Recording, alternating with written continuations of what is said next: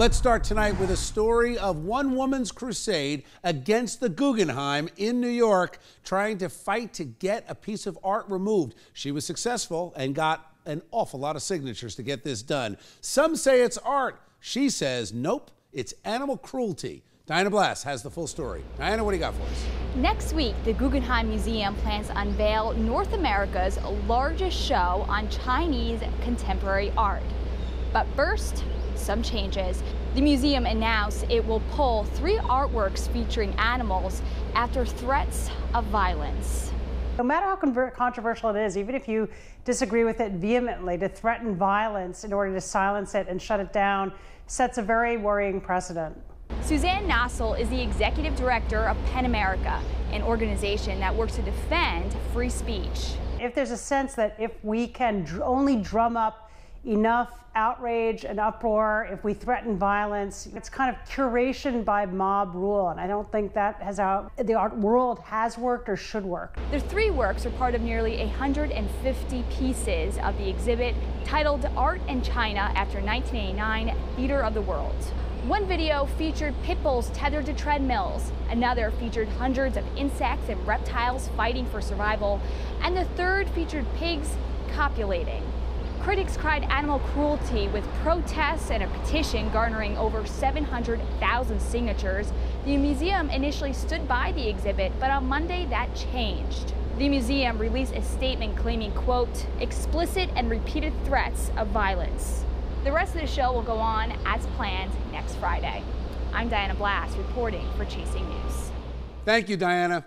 All right, I want to bring in the woman behind the petition that successfully had the Guggenheim remove this exhibit. Her name is Stephanie Lewis, and she joins me now. Stephanie, welcome to Chasing News. How are you? Hi, so pleased to be here. I'm great. So, Stephanie, I looked at the at least the dog portion of this. Where was the cruelty? I mean, dogs are on a treadmill. They're getting some exercise. They obviously were facing off. Dogs will certainly do that naturally when they see what maybe a perceived threat or something. It just seemed like dog behavior. What was so wrong with it? Sure. Well, this is a method used traditionally to train fighting dogs. From the footage of these dogs, it was clear that they had been used in this capacity previously.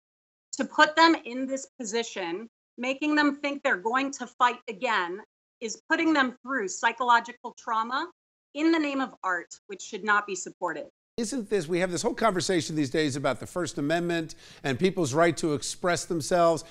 You are inferring into this what you think is happening, but all the viewer of this sees are 2 growling dogs. Certainly there's no dog torture going on. There's no dog fighting. Why suppress the First Amendment? Technically, actually, the way these dogs were set up in that particular video could be considered an act of dog fighting in the United States. There are laws of cruelty prohibiting using dogs in such a capacity.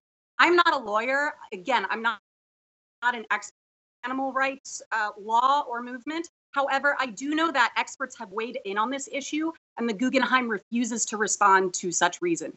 All right, Stephanie, thank you. Appreciate your time. Thank you. All right, I want to bring in our A-plus panel for the evening. Naima Ricks, you are here. Good to see you. Thank you. You're a professor at St. Elizabeth College in New Jersey, and you were also formerly on the Board of Education, I understand, in Roselle. Is that right? Okay, and Laura Nanos, welcome back. Good to see you.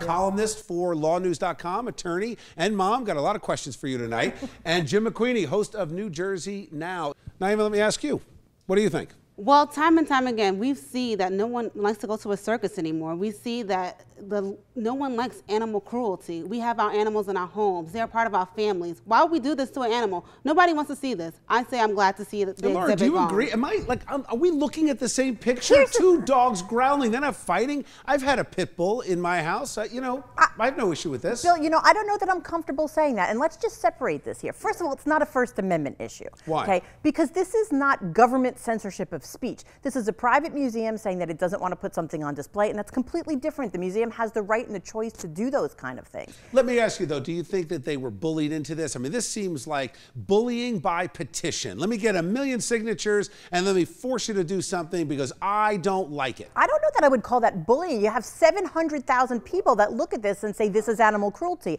I think that if the museum did not pay attention to that, they would be seriously shirking their own responsibilities. I mean, clearly as a society, we have a problem with animal cruelty, and I think the museum being sensitive to that is responsible. But it's a little disingenuous to say that it's not government involved in here. It's a private sector thing because all these museums depend on government grants. They don't want to do something that's going to jeopardize a grant where most of their funding comes from now. And when 700,000 people sign a petition to say something, believe me, the museum curator. You know what? The next thing they're going to sign, they're going to have petitions to ban any kind of a nature show that shows animals in the wild fighting each other. I mean, to me, this is ridiculous. But I got to leave it there.